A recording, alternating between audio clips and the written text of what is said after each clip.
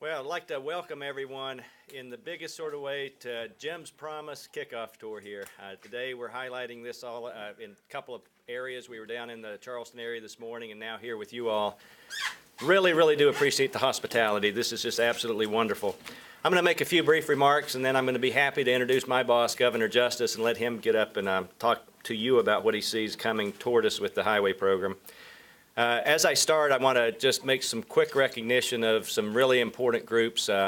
As we move out here, I want to recognize that our West Virginia contractors and our consultants are so helpful on the private side as far as helping us get the work done here.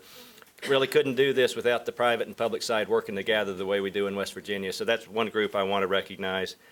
I will tell you a second group, and I'd like everyone with West Virginia DOH to raise their hands who are in the room with us here today.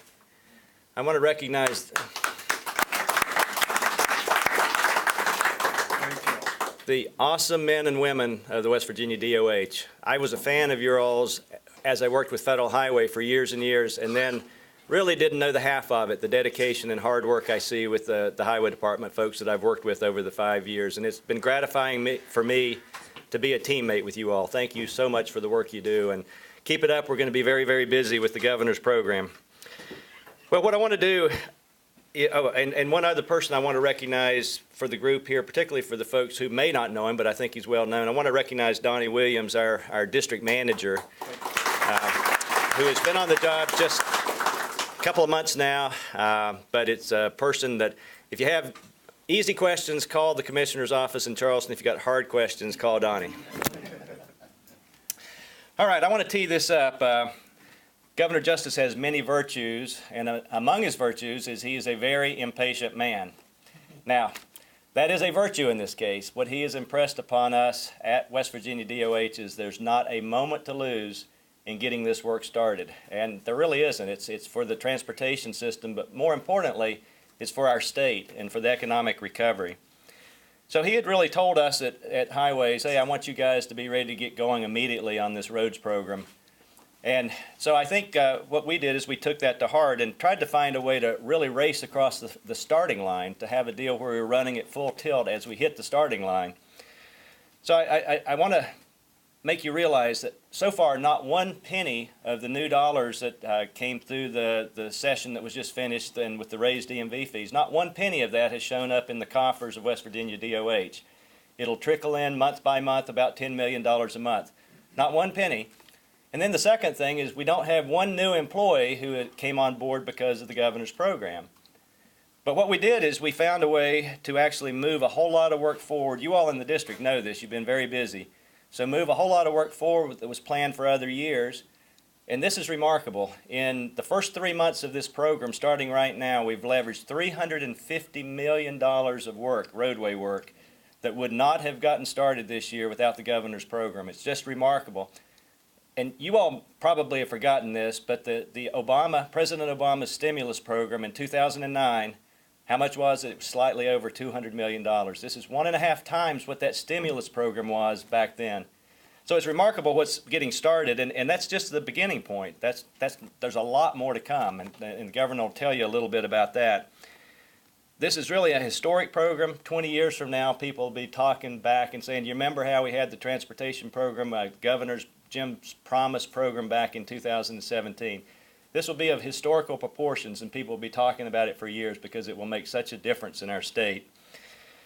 Governor Justice was the man who had the idea. He fleshed out this vision and he pushed it across the finish line.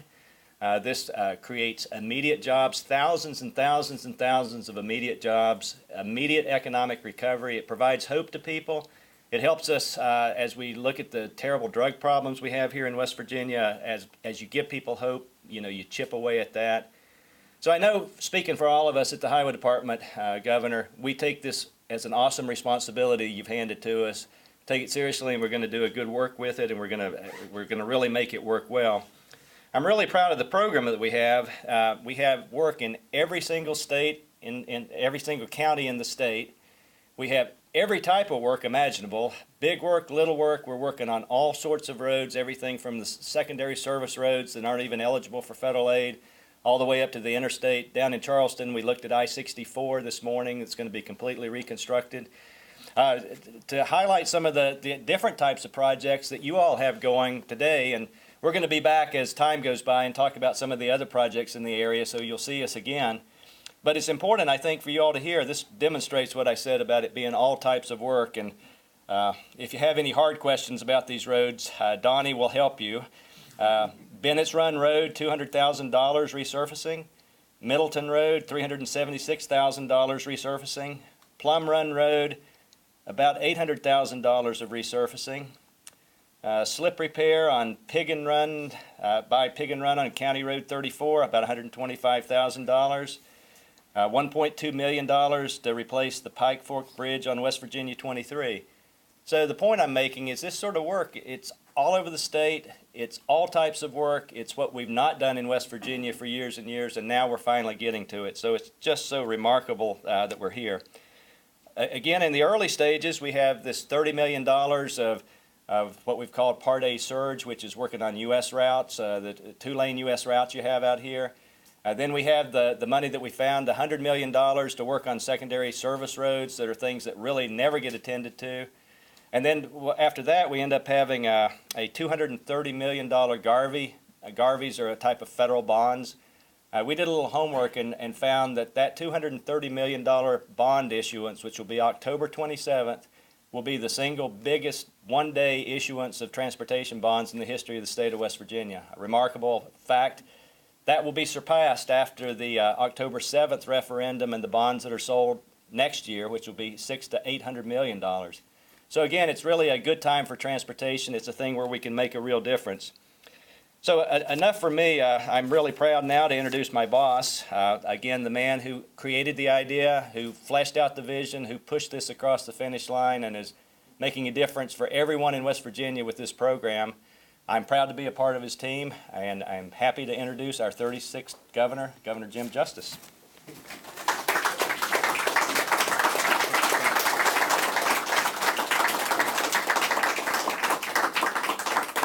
Y'all are getting tired of getting up and down. I mean, crying out loud. I'll tell you what, I'm burning up. Are y'all hot? I'm going to put this here. I'm getting rid of this. And I'm going to take this with me. Now, has anybody got a mic up here that I need to take with me? That's fine. You sure? Yeah. You positive? Okay. I'm going around here. You can hear me. I don't need that.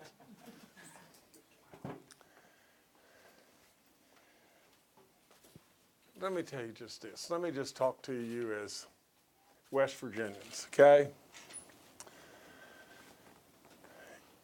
A lot of you are not 20 years old. Now, all the women here are no older than 27. You know how great West Virginia really is. And you know how much you love our state. And you've got to have seen all kinds of things happen within our state that have been disappointments. You've seen your kids leave to go get a job out of state, or somebody you know, their kids leave. You've seen a picnic where you wish like crazy that the grandkids were here, but they're in Atlanta or Denver or wherever it may be because they had to go to get a job. You've seen drugs enter in and attack all of us. Rich, poor, black, white, doesn't matter. You've seen all kinds of problems. And over and over and over, you see our great state, the state that you know in your heart is so good, so good. Low crime. Unbelievable natural resources, unbelievable seasons, positioned in exactly the right spot, 600 miles away from 2/3 of the population of the whole country. Absolutely every opportunity known to man. You know it, the world doesn't know it, and it's high time to quit being dead last. That's all there is to it. Now, the great thing about what's happening right now, is this, is you've got a great secretary of the DOT, an unbelievable man that we were so blessed to have. But not only that, You've got all kinds of great people here that are working their hind ends off for the DOH and have been there a long time. And to tell it like it is, and I'm that guy. Gosh knows you know that by now. You are in many ways undercompensated and unappreciated. You won't be that with me. You absolutely won't be that with me. I will try every single thing in me to make your job to where you can expedite the problems of government and you can be compensated more fairly and absolutely rewarded for the hard work that you do. You are right on the cusp of changing the world in West Virginia. You don't have any real clue of what is going to happen. You're going to change the world. Maybe I came up with the idea, and in all honesty, I give the good Lord credit for all the good ideas, so I'm going to say he came up with the idea in some way, somehow, selected me to run with the idea. Because I've known it for a long, long, long time. Way back in the campaign, and I would share it with the people that were running my campaign. They said, oh, no, you can't say that now. Gosh, don't say that now. It'll cause us all kinds of problems. I said, are you out of your mind? And we just kept on and kept on and kept on. And now you know it. And so I will just tell you from the very bottom of my heart, I appreciate you. I'll remember you. And you won't have to go back. The one thing for sure you can do with me is just this. If I tell you it's a 7 today, and you go back in 3 weeks, it'll be a 7. It won't be what a politician is used to telling you. I'll tell you with all in me the truth. Now, listen to me. I make plenty of mistakes. Plenty of mistakes. And if I think with all I've got, it's a 7, and we find out that it's a 9 or it's an 11, well, I make mistakes. But I don't tell you it's a 7 when I know it's a 9. And I'll tell you, I'll stand right, rock solid in your court and try to help you, reward you, give you what you deserve, pat you on the back because you are the engine, not me, really not Tom, really not Donnie. You are the engine that's going to make it happen. And it's going to be great. It's really going to be good. And you know what we're going to do? We're going to rub it in the nation's face. And I hate to say that because I love America beyond good sense too. But I love West Virginia way beyond good sense. I don't like us being the blunt end of all the bad jokes, even though some of them are pretty funny, to tell you the truth. But I don't like us to be that. You know, the world needs to just see that we are the place. We're the place where the world needs to come. You're the people that are loving and appreciative and craftsmen and good people. Good people. The world will see soon, and the world will come. And we'll hope like crazy that, you know, that you've got to get our arteries completed and fixed to where the world can come and leave and love and want to come back. You're the ticket. You're everything. You're immediate jobs. This state needs immediate jobs like crazy. You're hope. You're the fix for the drug epidemic. You're everything. You can't imagine that you've got the key to Emerald City right in your hands. All of you. And I appreciate you, and I won't forget you. That's all there is to it. Now, there's others on the outside, and they say, oh, well, Jim, you shouldn't say this or you shouldn't say that.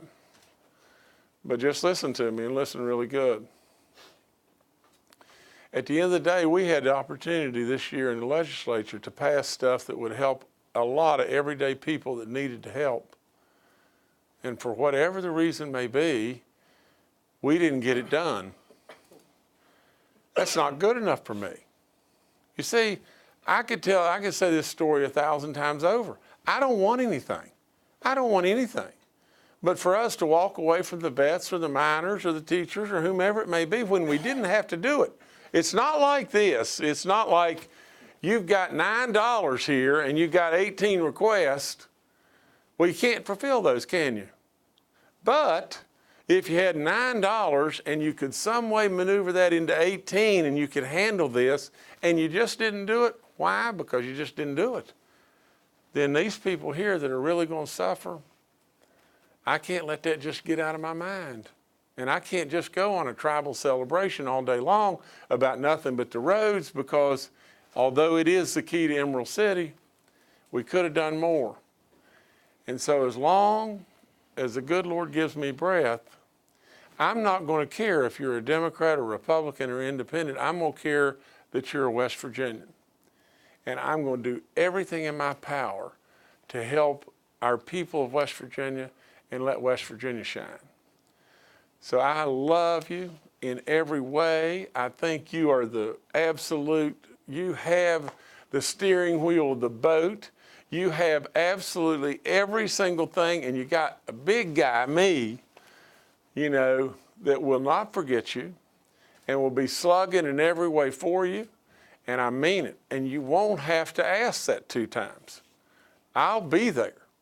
I'll be there with everything I have. So at the end of the day, God bless you. We got a big task, but gosh dog, you know, it may be remembered as Jim's Promise. Now think about that name. You know, it is my promise. In that name, there's hope. There's jobs. There's a future. In that name, there's you. You are Jim's Promise. So at the end of the day, go do it. Go do it. Knock it out of the park. And then when you knock it out of the park, knock it back double, triple out of the park. God bless you. Thank you. Thank you for having me. Thank you, Governor. Thomas. Well, what are we going to do? Y'all want to, you want to dance? I think he's open now for questions from the audience or from the press. Audience can go first. Audience, go. Go. I'll answer anything. Whip it on me. Nobody ask how much I weigh. Can you hopefully do something to help Oasis get implemented by the end of the year, or at least a computer system that'll help us do our job? One of the biggest. Help me a little bit with that, Tom. Well, it needs to be taken care of. End of the year will be challenging, but I can tell you that the highway department folks, it's something going on behind the scenes down in Charleston that failure's not an option. It has to work. It's not over the finish line. Tell me what it takes to get that done.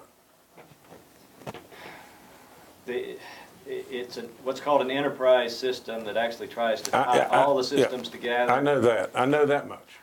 And I'm really not the right person to say what the specific. Okay, issues who's are. the right person here?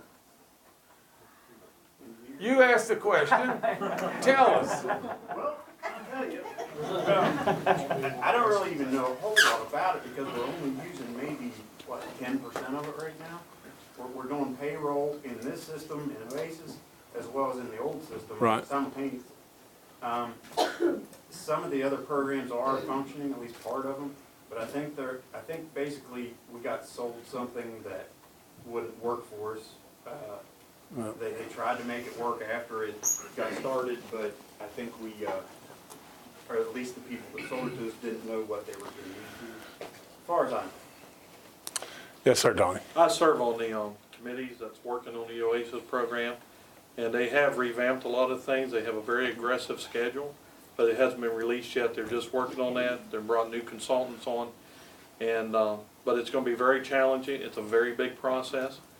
If you ask me what do we need some human resources in certain positions that we're struggling with to give us some support internally at the DOH, if I'm fair enough to say that. But we're working with the means we have, but there are some avenues we need some help on, and we can share that later. But they do have an aggressive stance, but he's right. It's like right now, we're dealing with dual systems, like for putting Sure, time in. yeah. But eventually, that's gonna work its way out, but it's very aggressive, but they've got a new time frame for that. And I think they're looking at about September of next year of everything, with the OASIS system. So, but probably the thing we're struggling with more at the DOH, and now I'm talking about, is sometimes we need certain positions. Like I'm doing plans and specifications, that's my job, little Right. part. We just don't have the workforce. We're struggling with that. Just. If I could, Governor, because I told you about this and I was real excited with your answer, and I think you can reinforce this to the employees, that one of the things we're doing with the governor's program is saying that we have to get people on board to help us. Right. And as I've talked to you all, as I've met employees, one of the first questions that comes back to me usually is, why does it take so long to get people on board? What we have done, and the governor has pledged to help us with this, we've asked DOP to get 500 people on board in 2 months. That should make your jaws drop. It made theirs drop. But that's what we're pledged to do, and the governor's pledged to help us do that. Tom, And those positions can help out with OASIS. Absolutely, yes, sir. And sometimes they're not even traditional positions. Sometimes Right. we're a round hole in a square plug. sure. There's unique positions sometimes that we're not very good at, that I think we're looking at those opportunities also. I really appreciate your question, because it's led to a bunch of stuff here and everything. It led to the secretary, and then it led to me, then to the secretary. I didn't really know. The secretary struggled a little bit, and then he, like I said before, Donnie's our Wizard of Oz here. Okay, but let me just tell you this. The secretary came to me 2 days ago, and he said, you can't imagine the process, but DOP it takes sometimes 8 months to get somebody hired. And here you want to launch this program, and we got to have 500 people. Well, I said to myself, for God's sakes, a living, it'll take DOP 19 years to get 500 people hired. Now, and I'm not throwing off on DOP, I'm just throwing off on the system, the systems. And I said, we can't have that. We just can't do that. And then he said to me, he said, well, if we could some way work like crazy to be able to do significant hirings in 2 weeks, and I said to him at the time, I guess what day did we meet? 2 days ago. Okay, 2 days ago. So it was Tuesday. I said, I would think we need to pull it off by Friday. And you know, and so he went to work and he met with the people, and there's real movement there, is there not, and everything. And I think we're going to really be able to do something. Now, as far as the OASIS stuff and all that kind of stuff, I would say the same thing. I would say that bring me the problems. Bring me what we got, what buttons we got to push to move the timelines up, you know, and then give me an opportunity to push the buttons. Honestly, listen to me. I am not what a lot in the political arena would like to portray me as a guy that wants to just fight with people. I'm not a guy in business that doesn't understand the political ramifications of how you get things done. You know, so the press wants to say, not Andy, I love Andy to death and everything, but the press wants to say a lot of times, well, Jim is fighting with people and it makes his job harder. Why didn't he get that? Or Jim's a business guy and he doesn't understand government. Either of those is hogwash.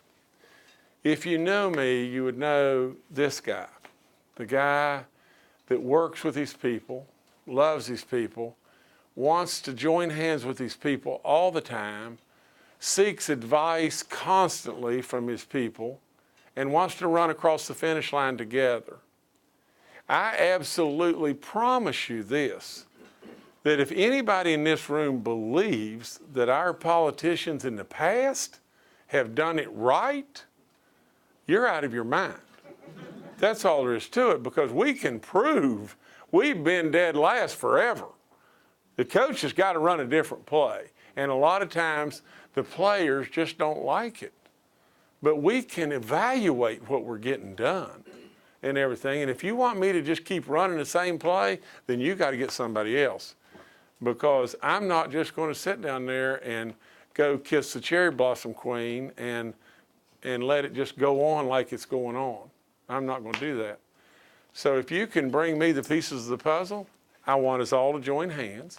I want us all to run across the finish line together. I don't give a hoot in the world who gets the credit for whatever. I am absolutely portrayed in the wrong way completely. I completely understand, and I don't want to fight with anybody. I just can't stand the fact that if fighting means I don't want to do anything over here, and you know people are out there hurting, I don't like that. I don't like that, and I'm not going to do that. I'm not just going to go along so I can go have a big dinner and just hang out. I'm not going to do that. Yes, sir. Governor, just a couple comments. The first is that I really appreciate that you're here with this staff here. This is unprecedented. We don't see this sort of thing in state government or the Division of Highways. It's a wonderful place in District 4, and so I thank you for that. And I think with these folks here, they'll know what I'm talking about. We just don't see that, and there's not a lot of time for a governor to do that. But you coming here is a big statement. And then the second thing I'll say is, I appreciate what I'm seeing already as chief engineer from you from an outside perspective. I've been around you a little bit now that we've went around together over the past few months, and your outside perspective is refreshing to folks that are on the inside seeing these problems.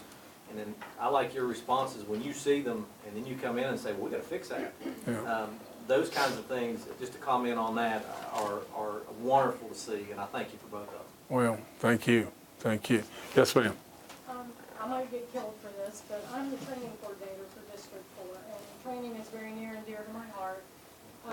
I have a concern, with these new jobs that are going to be coming in. We're going to be hiring new equipment operators, which are going to require training. Through state policy, we have to do our own training. Our training academy is going down the tubes. We're losing our trainers because this apprenticeship program has kind of abandoned them. They're not included in this. Some of our supervisors haven't been included in it. Currently, the training academy has 4 trainers left, and one of them is getting ready to retire, and that's to cover the whole state. If these gentlemen leave, we're not going to have a training program to train our equipment operators. And it just seems like we're kind of bogged down in this, that they're not gaining any ground, or we can't get anywhere for them. It's the same old thing all the time. And that's what it just drives me nutty. I mean, that's all there is to it. You see, I'm all about coming up with the very best ideas, and I would sit with all y'all and I would say, okay, let's put all the ideas, all the pieces of the puzzle on the table and come up with the very best ideas on what we could do, okay? And then at that point in time, then what we ought to do is come up with a plan and a strategy, how you're going to implement those ideas and go with it. All right, now, the problem that I ran into is just this, is you put all the ideas up there, everybody worked together.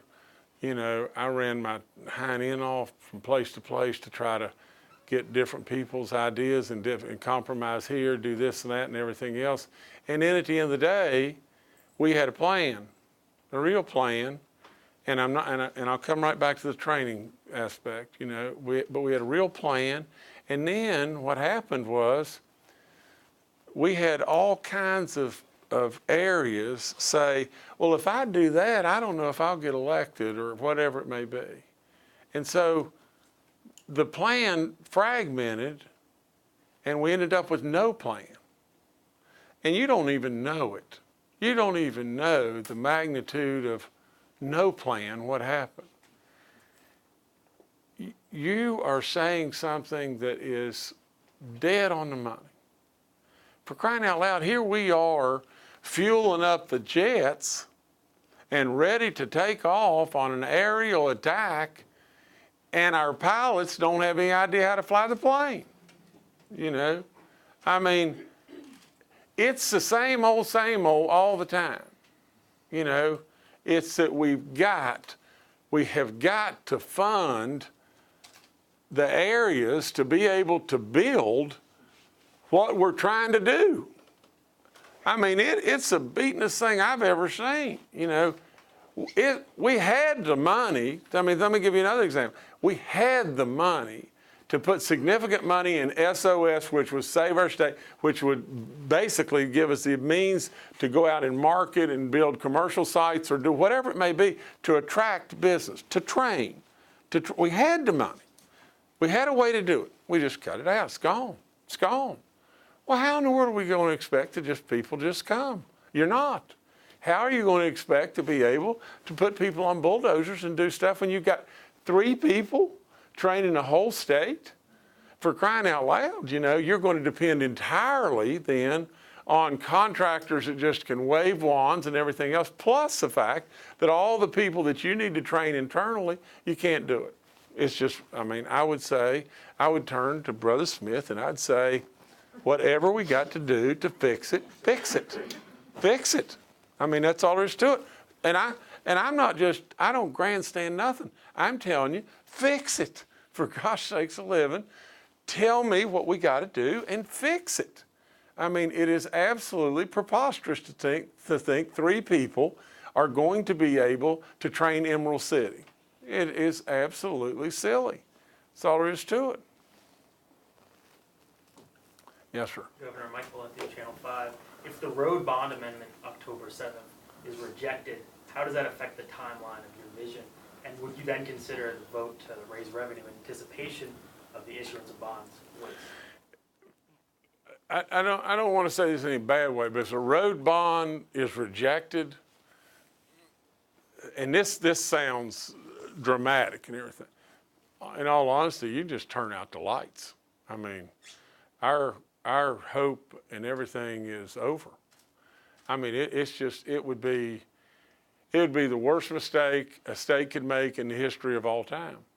You know, from the standpoint of rejecting a road bond, all you're voting on, and you really need to do the work on this. All in the world you're voting on is one thing, and that is allowing us to put pieces that are already passed. The gas tax is already passed. The DMV is already passed. This is just a matter of putting pieces into a bucket to be able to bond it and then generate gigantic amounts of money to build our roads and to put people to work by the thousands. For that to be rejected is not even comprehensible for me. You know, I absolutely think that it will pass overwhelmingly, and I think the only people that could probably vote against that are the people that are the naysayers that really and truly are trying to hold us back, and we don't need to let them hold us back. Yes, sir. Governor, could you talk a little bit about the expected secondary impact of the roads bill of, you know, all these state employees having their pockets full, what that'll do for sales tax and for income revenues? Well, just think about it. I mean, think about the economic impact of 48,000 jobs. Just think about it. Think about the payroll tax, or think about the income tax. Think about the multiplier effect of those jobs. I mean, for every dollar spent, we've heard it forever, there's $10 of economic impact, you know, because of the multiplier effect of that. Think of the big gulps that 48,000 people are going to buy at the 7-Elevens. And think about the potential of the reinvesting or rolling over of those dollars and the sales tax revenues of those dollars. Let me tell you, and you can put this in the bank if a truck runs over me in 10 minutes. What you are on the cusp of will absolutely launch this state forevermore. Unless we let politicians mess it up somehow, you almost can't screw this up. I mean, this is absolutely almost fail-safe. I mean, you've got 48,000 jobs. The revenue is going to be unbelievable that comes from that. The opportunities are going to be unbelievable. We're going to be able to do things in education and with our universities and on and on and on. There's going to be tourism will explode. Manufacturing will come from everywhere. It is absolutely our sole ticket that we've waited on forever, and it is immediate.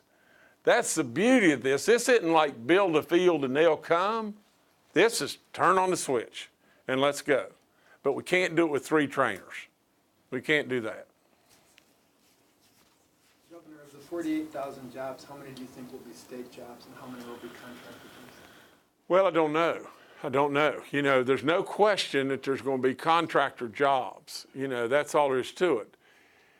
Today, let's just say today that West Virginians could fill 18,000 of the 48 jobs. Well, yay. I want West Virginians to fill every job. And I will promise you that our contractors want the same. But as jobs go on and the training goes on and more people want to come and everything else, more and more and more West Virginia, I promise you, we will be on an incline like a rocket as far as the number of West Virginians versus the number that are not West Virginians. Time will propel us in a trajectory of West Virginians filling, and my goal is every one of the jobs, every job.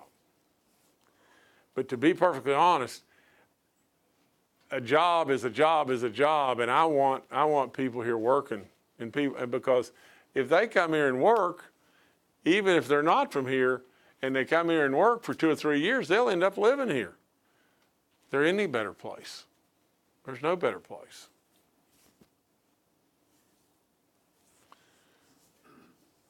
If you got any more questions, I'm here. Nobody asked about my weight? Good. Listen, I'll end by just saying this, and it's really easy for me. I meant it when I said I appreciate you. I meant it when I said I think a lot of times you're left trying to dig some hole and somebody hands you a fork and says, take care of it. And I know how hard you work and the fact that maybe you're undercompensated or unrewarded. And I know that you're trying like crazy to pump people out that can adequately run something and qualified to be able to do something and you don't have the trainers. I get it. I really get it. And I'm trying with all in me to do something about it. And you got a great man right here, and I'm sure a great man right here. And absolutely, if you can get me the keys to the puzzle, I'll make it happen. Some way or another. Maybe they'll be kicking and screaming, but I'm going to make it happen. And I'm not going to quit as long as the good Lord gives me breath until I get done, and it is happening. So anyway, God bless you. Thank you. Now, wait. If I could ask a question. You know, getting excited about all this gearing up and getting started, okay? What I haven't seen or heard was what's the projected end of it? How long will the bonding, I know with the amount of money you're going to be able to get, $2.some billion. How long will it last to get that all built out? Okay, that's a great question. And the question is this, let's say we're able to get $3 billion. And it's vital that the faster we're able to get the bond passed, while the interest rates are low, the more you're going to get. You know, we don't want to miss that window, okay? And so let's say we're able to get $3 billion.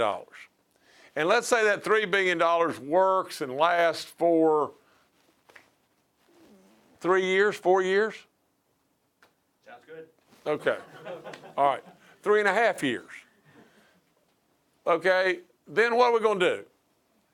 Well, let me just tell you what we're going to do. Here's exactly what we're going to do. You know, first of all, I feel that President Trump is going to do an infrastructure deal that is absolutely going to give us the opportunity to have significantly more dollars in the pool than what we already have. And that's going to elongate the whole deal. But in addition to that, as we get out and all these people are churning dollars within our state, we have the ability to extend the deal. My answer to you, Andy, is, I don't want to say forever, but my answer to you is long enough that we can go to the House and look back and see one hell of a state. One hell of a state that's not 50th, one hell of a state that's on its way. And it will last one hell of a lot longer than 3.5 years. Okay? I'm gone. God bless you. Thank you.